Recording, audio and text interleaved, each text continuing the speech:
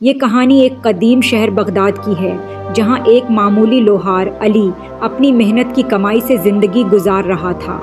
علی کی زندگی میں کوئی خاص دلچسپی نہیں تھی، یہاں تک کہ ایک دن ایک غیر معمولی واقعہ پیش آیا۔ علی اپنے کام میں مصروف تھا جب اس نے شہر کی مارکیٹ میں ایک سفید گھوڑے کے سوار کو دیکھا۔ یہ سوار ایک لمبی داڑھی والا بزرگ تھا جس کی آنکھوں میں ایک عجیب سی چمک تھی۔ بزرگ نے علی کو مخاطب کیا اور کہا، نوجوان، کیا تمہیں معلوم ہے کہ تمہاری تقدیر میں کیا لکھا ہے؟ علی نے حیران ہو کر جواب دیا، نہیں بابا، میں ایک معمولی لوہار ہوں، میری تقدیر میں کیا ہو سکتا ہے؟ بزرگ نے مسکراتے ہوئے کہا، تمہاری قسمت میں ایک بڑا سفر اور عظیم کارنامے لکھے ہیں۔ کل رات تمہیں ایک خواب آئے گا جو تمہیں اس سفر پر روانہ کرے گا۔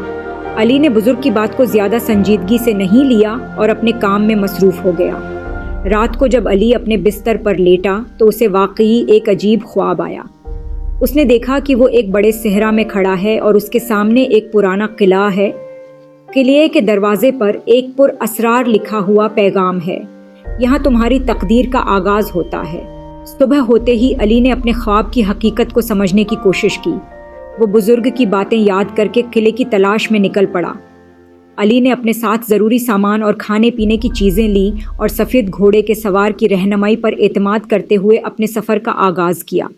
راستہ بہت مشکل اور خطرناک تھا۔ صحرا کی گرمی نے علی کو بے حد تھکا دیا تھا، مگر اس کے دل میں قلعے کی تلاش کا جوش اس کو آگے بڑھنے پر مجبور کرتا رہا۔ کئی دنوں کے سفر کے بعد علی نے ایک چھوٹے سے گاؤں میں پہنچ کر آرام کیا۔ اس گاؤں میں علی کی ملاقات ایک نوجوان چرواہے حسن سے ہوئی۔ حسن ایک ذہین اور ہمدرد لڑکا تھا۔ اس نے علی کی کہانی سنی اور اسے اپنی مدد کی پیشکش کی۔ حسن نے علی کو بتایا کہ اس نے بھی قلعے کی کہانی سنی تھی اور وہ جانتا ہے کہ قلعہ کہاں ہے۔ علی اور حسن نے مل کر قلعے تک پہنچنے کا منصوبہ بنایا۔